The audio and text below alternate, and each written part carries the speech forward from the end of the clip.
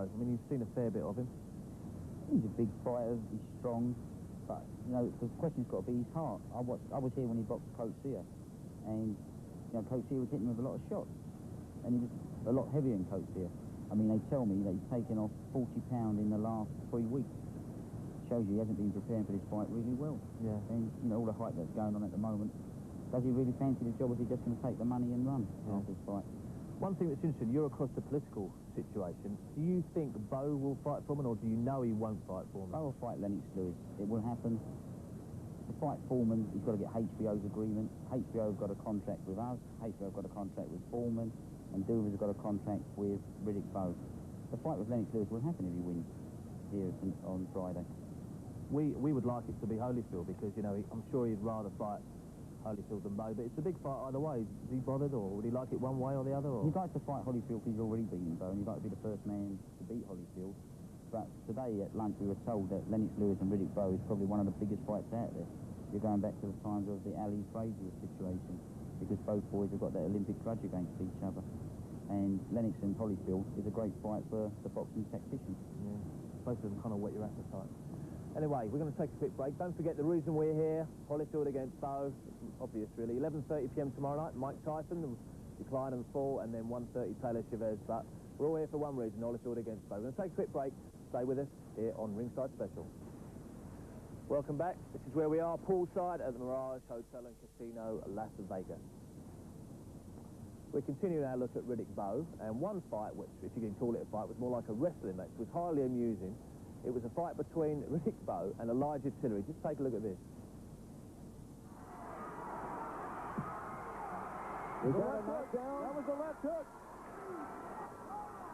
Now, this is where...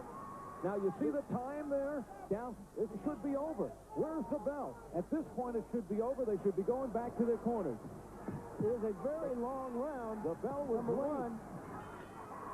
Secondly, finally, when the bell rang, Elijah Tillery stuck his face out, and Riddick Bowe just hit it.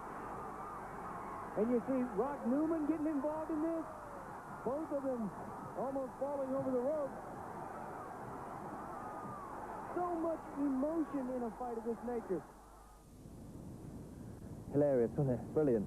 Now, Frank, we're going to show Bo Kurtzer in a minute, but I think you've got a bit of news about Kurtzer. Well, yeah, today I was told that Kurtzer is fighting Foreman on January the 16th. And then after that, if Foreman wins, Foreman's fighting Tommy Morrison in April. So I can't see how Rock Newman is going around saying they're all going to China. And that's been told to you by? That's been told to me by very good sources, yeah. HBO? Well, I'll just say good sources. TV rules. TV rules for sure, doesn't it? Anyway, let's have a look at that Bo Kurtzer fight. We've all seen Frank and what he did. Let's have a look at how Riddick Bowe did the job. Take a look at this. If he goes right there, I'm not going to call the roll. Right there, I'm not going to call the roll, okay? You've only been through the instructions one time.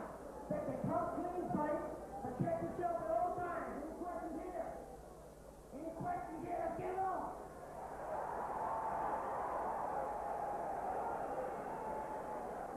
And we are ready to go. Mills Lane, one of the great ones. From up in Reno, Nevada. Many expect Riddick Bowe to come out firing and end it in a hurry. Bowe is very aware of Kurtzer's strength, that being his ability to take a punch. Bowe in the black trunks, Kurtzer purple trunks, white lettering and striping. Kurtzer at times can be an awkward fighter.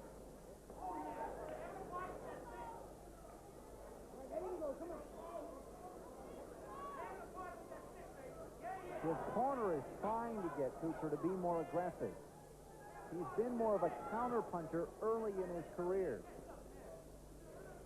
The way Bowe hits, you often don't have an opportunity to counter-punch, and they are well aware of that. Riddick Bowe, 30 pounds heavier than Kurtzer. Kurtzer came in at 215 at his weigh-in, about 4 to 5 pounds lighter than expected. But there was no apparent concern that he overtrained. Bowe, the big puncher, who goes by the nickname Big Daddy. Kuchar with a right.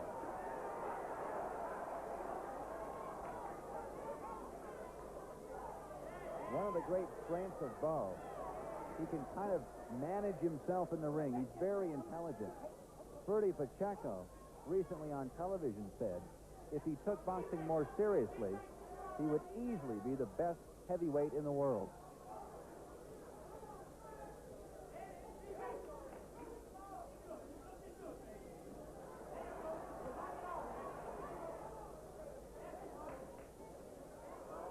A left and right by Bowe. Neither landed squarely. Be aware again that Kuchar cuts easily. Has throughout his career. He cuts all over. From the waist up.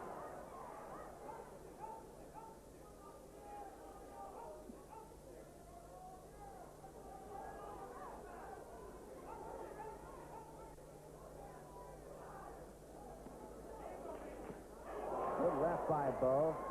And a nice right answered by Kuchar, who is being more aggressive. Trading punches in a furious first round. Under 30 left in the opening round. A right by Bowe. They are going after one another. Bowe got tagged.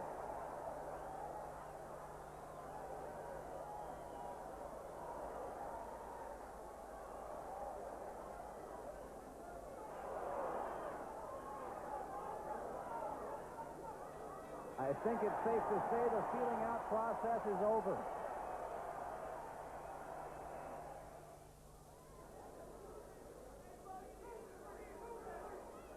Big right hand by Bowe, who tags him again.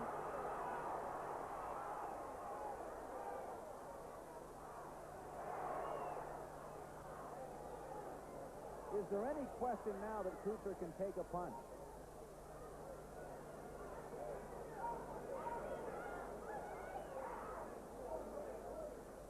Kuchar just looks rugged. I mean, he just looks like a longshoreman.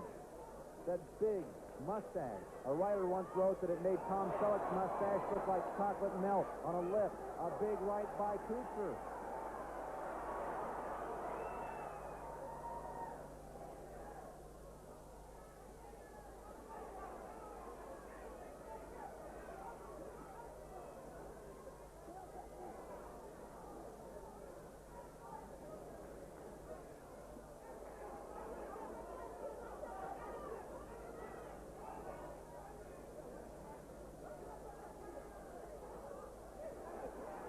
It's understandable that the pace slows down for the latter portions of this round.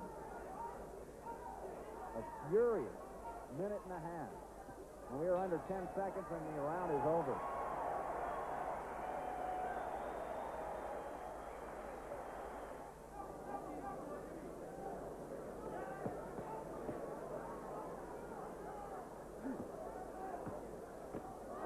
Good right by Kuchar. Follows with a left. Throw unaffected, never backed off.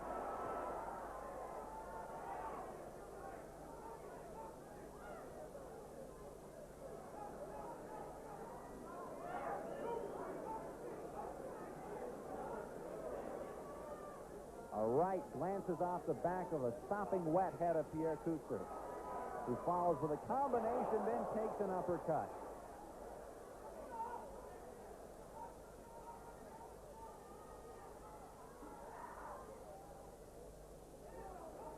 Both leaning, both keeping active.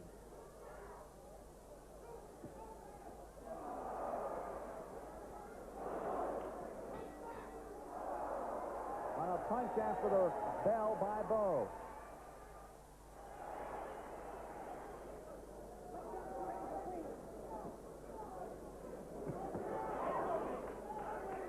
A cut between the eyes and around both of them.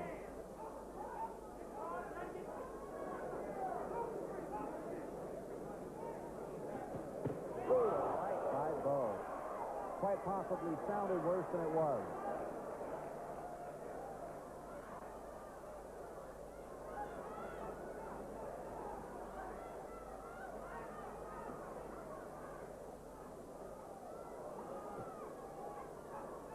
Well, Bowe is earning his money tonight. He's only going to make about $200,000. He feels he's being vastly underpaid. Of course, if he wins, he'll make in the millions, the low millions perhaps, against Evander Holyfield. Blood really pouring from Kucher's right eye. No matter who Evander faces, he's going to take some punches come November.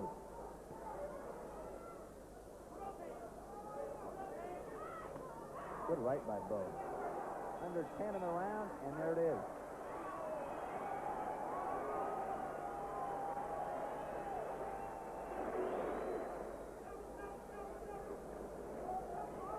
Good left. Moves Kucher out of the way.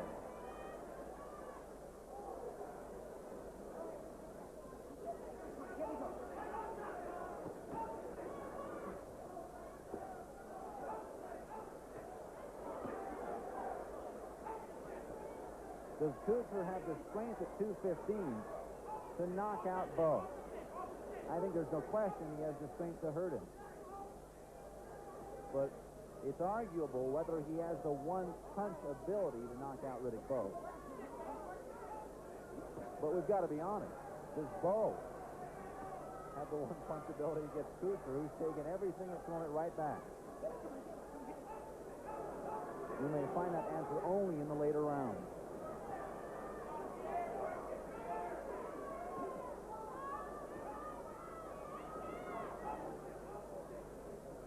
They must be doing something right in Kucher's corner. The bleeding subsided early and has early in every round. It's only later in the rounds when it's worsened.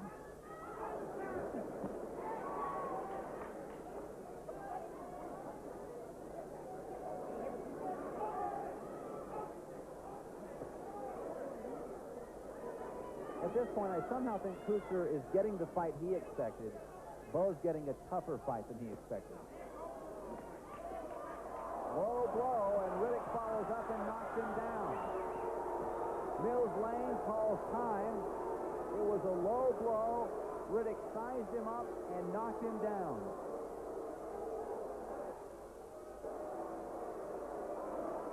And that may be the only way to knock out Pierre Kucher.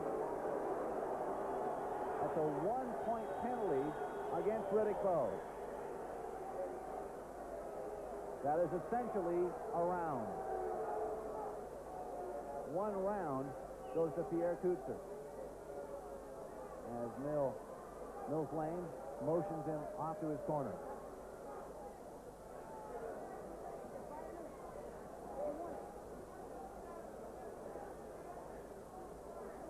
Bowe is heard saying that it was an accident. Certainly the low blow was. The following punch, perhaps not.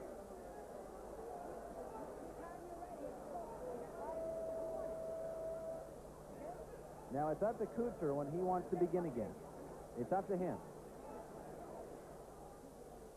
This, the obvious low blow. Well, you can't. It's a tough call, though. It happens very quickly.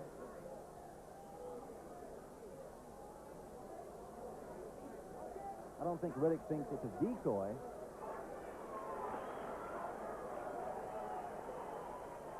Riddick did motion toward the crowd, apologizing for it. Some swelling around Bowe's left eye as they trade punches there.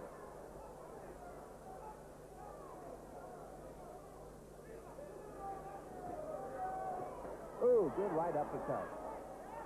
Riddick Bowe landed squarely.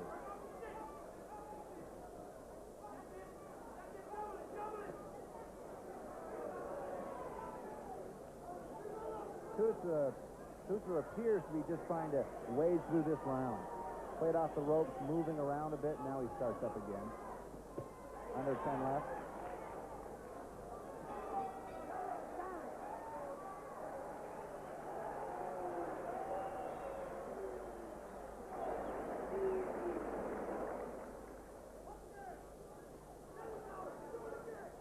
Pierre Kucher better be looking for some aspirin. It appeared as though his mouthpiece came flying out there. as Bowe is stalking him a bit more. At this point, the blood doesn't seem to be bothering the visibility of Kuchar, but it could get to that point, and it was against Rebalta. Blood streaming into his eyes, he could barely see. But let's make it clear, Bowe has taken some punches too.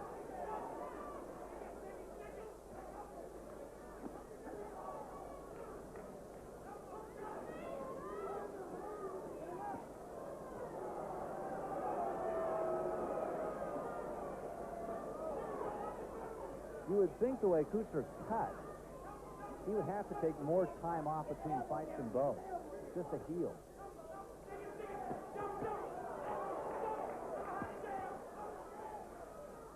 That punch didn't land squarely, but still just the weight and power of Bowe pushed Kuchar back.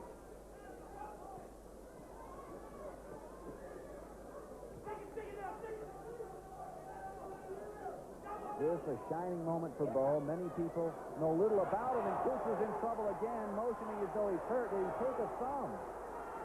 Bowe taking batting practice on him. Mills Lane calls it off.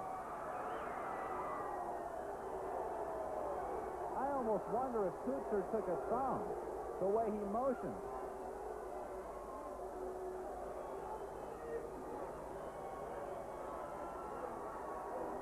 The replays will tell the tale. Let's take a look. It was low. It was low. It was low. Kuchar was hurt. His legs had been taken out. It wasn't the punch. It was the low blow.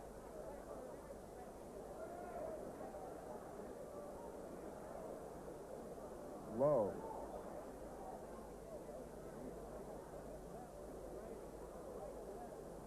You can see the light blinking in the corner there. The round had come to a close.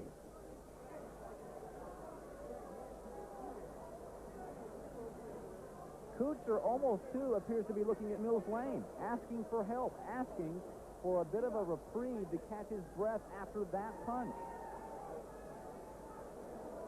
You knew it had to be something. Kuchar had taken every punch and then just quit momentarily. I thought it was perhaps a thumb, but it was low. Referee Mills Lane has to call a halt to this bout. The official time, 2 minutes, 59 seconds of round number 7. The winner by TKO victory, now moving up to the number 1 contendership in the WBA. Brooklyn Pride and Joy, Riddick Big Daddy Bowe. Well, that was Bowe Kurtz, and we'll have a little look inside Bowe's thoughts and how his training's been in a little while. But look who I found. Lennox, how you doing? Good. Good to see you. All right. How has the reception been since you touched down in this country? Phenomenal. It's been phenomenal. I mean, it's funny because I go through the duty, and even the duty officers know who I am. Yeah. You know, the airplane stewardess knows who I am, and you know, they're really excited because they've seen the fight on HBO. So they really were excited. Even recognise this man as well. You got nodded to down the street. It was a Geordie though, wasn't it? Yeah, it was a Geordie. So what are you going to do? How long are you going to stay? You're obviously going to watch the fight. You're going to work for us tomorrow night for a while. Then you've got 8 to go commitments. Then what are your plans? You need to get away and have a break or something? Well, I'm going to come back to England, and I've got a couple press engagements that I need to do over there. Then go away to the Bahamas or somewhere and have a little R&R. Yeah. Where's Mum? She's actually she's en route right now. Yeah? She's en route, so she should be in a couple hours. Now, just talk us through the night of the fight, because it was very difficult to get to you in camp. Very, very closed doors on the night. And when you came out, you seemed to all of us to be so cool. Were you cool all the way through the preparation for that fight? Yeah, I think it was important for me to stay cool. I was very focused, and you know, I was visualizing exactly what I wanted to do out there. And the way I approached the fight was in a calm manner. I just knew what I was capable of, and I knew that, you know, all I had to do is go out there, assert myself, and do what comes naturally, and that's box. The good thing is you knew what you were capable of, and these people out here now know what you're capable of. Yeah. That's fantastic. That is absolutely fantastic. Now, let's talk about tomorrow night's fight, Holyfield and Bowe. Holyfield is a great champion, a great boxer. What about Riddick? Because you know him better than most. Well, Riddick, you know, Riddick has the potential to be a good boxer as well. He has the power to knock out Evander Holyfield. If he stays focused, he should do well. But he's been doing a lot of talking. Now, if he can bring all that talk and actually put it into action in the ring, that'll be you'd certainly see a good fight. Everybody that sat in these chairs for sort of the past hour and a half, two in Euclid, surprised by the weight. I mean, that losing 40 pounds in that short a time, it's going to affect him. He has got a bit of a belly. I don't know if you probably haven't seen it, have you? No, I haven't. You know, weight loss, dramatic weight loss in a short period of time will affect you somehow. You know, whether it's a power difference or it may affect him in a positive way. He may feel absolutely good and fast, but one can never tell unless you go out there and watch it for yourself. You're going to make a mistake like me and make a prediction. You haven't given me any stick about that yet. You should do. No, I'll let you go. Surprised you're talking to me. You know, a lot of people couldn't believe I could do it, but you know, within myself, I believed I can do it, and I just had to go out there and prove it to everybody. Like I said, there was a lot of unanswered questions about me. And so you can forgive me for that, can you? Oh yeah, definitely. We're still mates. Just don't let it happen again. So how do you see it going tomorrow? Give me a definitive how you think it'll turn out. You know, I'm going to give it to Holyfield just on experience. The fact that he's been at that level for such a long time, and for Bowe coming in, this is all new to him. You know, he's talking all confident, like he's really confident, but I'm going to give it to Holyfield just on experience. Plus, I want to be the first man to go out there and beat him. That's what I was going to ask you. I mean, you know, hypothesis, we don't know until tomorrow night, something like 4:45 in the morning in England. Yeah. But the best way for you to impress the world is to take on the undefeated, you know, Evander Holyfield, undisputed. Yeah, you see, a lot of people don't remember the fact of when he boxed in against Holmes, he suffered a bad cut. So that may be apparent in this fight, you know. Later in the rounds, Holyfield may be winning, but then again, the cut may reopen and cause a problem in the fight. Now, I know you've got a million engagements to do, you've got 1,000 things going on, you've got to go. We'll see you tomorrow night, yeah? You come and see us, well, what time will it be here, sort of 6-ish, whatever? Yeah. All right, we'll have a chat then. We'll talk more to you in a minute. For the moment, we're going to take a break, and then we'll close things out. We'll have a close look at Riddick Bowe and how his preparations have gone. Don't go away. Welcome back. I've changed venues. It's been a long show. I deserve a little bit of a lie down. Let's just show you the opponent. Evander Holyfield, the undisputed champion we know. Riddick Bowe, the challenger, both unbeaten men. It's just a little inside view of what Riddick Bowe's been thinking. As Riddick Bowe makes final preparations for the showdown with Evander Holyfield, he's still highly conscious of the standard of living that the fight game has brought him. He's a happily married man now, but he also has had to endure many hardships. Bowe growing up in the slums of Brooklyn, 3 blocks away from Mike Tyson. Now at age 25, he's managed to leave the ghetto behind. Well, it's a great neighborhood. You don't have to worry about your kids as often as you would worry about them living in the city. And everybody in the neighborhood knows one another. And it's just a great place, I believe, to raise kids. Bowe is deadly serious about his aspirations to the heavyweight title, but beneath the tough exterior, he's one of the more humorous characters in this game. How's this, for example, for his impersonation of the greatest? Unbelievable. Well, Howard, I'm faster, I'm bigger, and I hit harder. And this man they call the heavyweight champion of the world reminds me of a gargoyle. From now on, that's what we're going to call him now, I'm the gargoyle, and I'm not going to let a gargoyle whoop me. One thing this man does not lack is confidence. Bowe adamant that Holyfield is nothing more than a blown-up cruiserweight without the power to knock out a fully-fledged heavyweight. Knock me out, are you crazy? Well, if Evander Holyfield ever dreamed he knocked me out, he would wake up and apologize. As a matter of fact, before you leave, I'm going to give you my number. Just in case he dreams something like that, he can call me and tell me he's sorry. For this fight, Bowe has been working with a new trainer, the legendary Eddie Futch. Bowe is so supremely confident, I have to keep